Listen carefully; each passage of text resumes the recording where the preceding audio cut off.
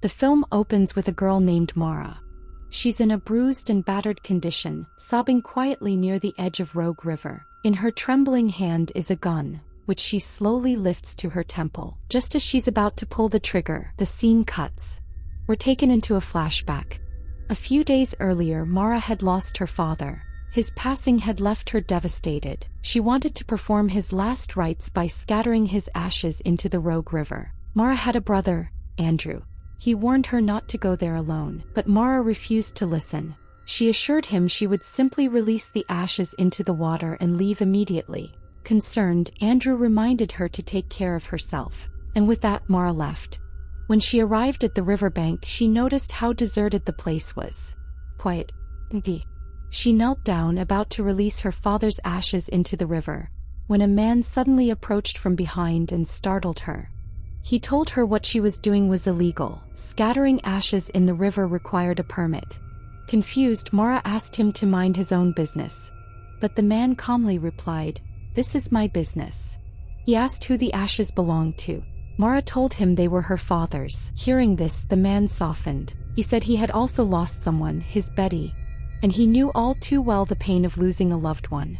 Something about his sorrow resonated with Mara. She began to feel sympathy for the man who, like her, had lost someone dear. He then mentioned that it was getting dark and that staying out here at night wasn't safe. He offered to walk her back to her car. Mara agreed. But when they reached the spot where she had parked, her car was missing. Shocked, Mara looked around, trying to make sense of what had happened. She pulled out her phone to call for help, only to realize there was no signal. The man told her, "No one's coming out here to help. Why don't you come to my place? From there you can call for assistance." Mara was hesitant. Why was this man helping her so much? But with no other option, she agreed. On the way, the man introduced himself as John. He told her he had a wife named Leah waiting at home. John took Mara to his cabin. It was surprisingly beautiful and cozy. Inside, he introduced her to his wife, Leah, who was busy cooking in the kitchen. Leah smiled upon seeing Mara and asked John who she was. John explained that Mara was just staying the night because someone had stolen her car. Leah nodded and told John to show her the guest room. She would prepare something for them to eat. John led Mara to the guest room. It was lavish, far better than anything she expected. Their hospitality seemed almost too kind. Mara began to wonder, why were these strangers being so generous? Soon they called her for dinner. But the food was odd, tasteless, off-putting. Mara couldn't bring herself to eat it, and she noticed the others weren't eating much either. After dinner, while Leah was washing dishes, she asked Mara to pass her a plate. As Mara handed it over, the plate slipped and shattered on the floor. Lee's expression changed instantly. He was furious. As Mara bent down to pick up the broken shards, one of the sharp pieces sliced her hand. John rushed over and calmed Leah down, saying it was just an accident. He and Leah then insisted on treating Mara's wound themselves. Despite her discomfort, they forcibly stitched her hand up. Mara was beginning to feel uneasy. Something wasn't right. That night, while lying in her room, Mara heard strange noises. Following the sound, she discovered a wounded boy at the window, pleading for help. Terrified, Mara tried to understand what was happening. Leah showed up and calmed her down. Then John appeared, grabbed the boy and dragged him away, before shooting him right outside. Leah returned and told Mara not to worry about any of it. "Just go to sleep," she said. The next morning, Mara awoke to find John sitting by her bed, completely naked. In his hands were her father's ashes. She asked him what he was doing there. He replied, "I was speaking to your father. He told me not to leave you alone." He then left the room, leaving Mara more disturbed than ever. As she got up and walked toward the bathroom with her phone, John appeared again. She kept her eyes down and walked past him into the washroom. Inside, she tried calling the police, but still no signal. It finally dawned on her. These people were not normal. They were psychotic. She needed to escape. She ran outside, hoping to find a working telephone, but it was dead. That's when she noticed John inside the house, whipping himself with a belt, as if punishing himself for his sins. Just then, Leah appeared and asked Mara if she wanted some milk. Mara, terrified, begged her to let her go. Instead, Leah started drinking the milk herself, right in front of Mara, as if mocking her. When Mara didn't stop staring, Leah snapped. She attacked Mara viciously. During the struggle, Mara discovered that Leah was wearing a wig. She was a cancer patient. John soon intervened, calming Leah down and yelling at Mara to leave his house immediately. Leah rushed off to the road calling out for help, but the road was empty. No one in sight. John caught up to her, knocked her unconscious and dragged her back into the house. They weren't going to let her go. When Mara regained consciousness, she realized her legs were tied up. She slowly crept out of the room and discovered a child's room, filled with toys and little girl's belongings, like a memory frozen in time. In another room, John and Leah were indulging themselves, completely unaware of Mara's escape attempt. Taking her chance, Mara slipped into the basement. There she found photos of the same man who had begged her for help at the window. It became clear, John and Leah weren't the rightful residents. They had taken over the home after killing the actual family. She noticed a locked box, from which faint noises were coming. She wanted to open it but didn't have the key. Suddenly she dropped something and the sound alerted John. She hid just as he entered. Nearby she saw the corpse of the man who had earlier asked for help, his wife lying dead.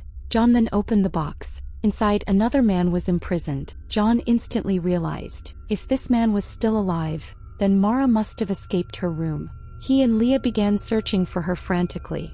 When they found her, they tied her to a chair and mocked her for talking too much. To silence her, Leah poured boiling water into Mara's mouth, scalding her tongue so she could no longer speak. Later, a police officer arrived outside the cabin asking questions. Leah removed her wig, playing the part of a helpless cancer patient. The officer showed her a photo of Mara, saying the girl had gone missing. Leah lied, claiming she hadn't seen her. He asked if she lived there alone. She replied no. John came out to greet him, pretending to be a caring husband. He explained that his wife was dying of cancer and they hadn't seen the girl. The officer turned to leave. As he walked back to his vehicle, John followed him and shot him dead. Inside the car, another man waited. John incapacitated him too. They dragged both bodies inside. But as Leah bent over one of the corpses, she realized he was still breathing. She alerted John, who picked up a rod to finish the job. But in his frenzy, he hit the nearby cage. Realizing the man inside had already died, Leah told him they needed to keep one decent man alive for their plans. She then went to Mara, who was still gagged, and asked if she was hungry. Mara nodded. Leah tried to breastfeed her, treating her like her lost daughter Betty. But Mara, disgusted, attacked her. Just before she could kill her, John intervened and saved Leah. Later, they tied up the unconscious man again and prepared him for a ritual. Candles were lit around him and medicine was force-fed. Meanwhile, John dressed Mara like a bride. He told her they were going to force her into something. Mara asked why they were doing this. What were their intentions? John laughed. Leah wasn't his wife. She was his younger sister. Mara was stunned. The two weren't husband and wife. They were incestuous siblings. John dragged Mara into a room, planning to make her carry their future child. Leah then informed him that the man was ready. They forced Mara onto him. Mara asked, "What's his name?" Leah replied, "We don't know, but he has a cross around his neck." Mara froze. It was the same cross her brother Andrew wore. The man they tied up was her own brother. She screamed that she couldn't do this. He was her brother. John and Leah laughed cruelly. Mara was in shock, realizing the depth of their twisted horror. The next morning, Leah visited Mara and commented on the injury on her forehead.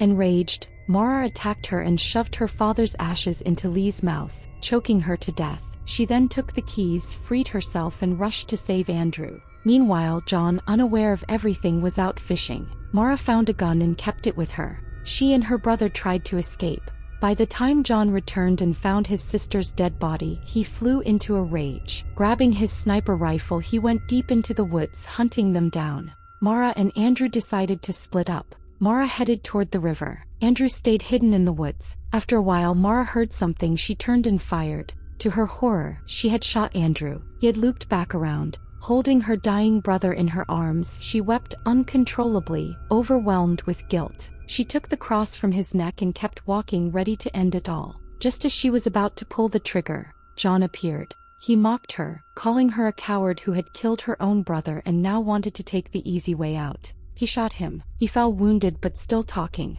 He continued to call her weak. So Mara took the cross and stabbed him with it repeatedly. He died. Mara, bleeding and broken, somehow managed to crawl away. In the final scene, we see Mara days later return to Rogue River. this time with the ashes of both her father and her brother. She gently scatters them into the flowing water. The film ends.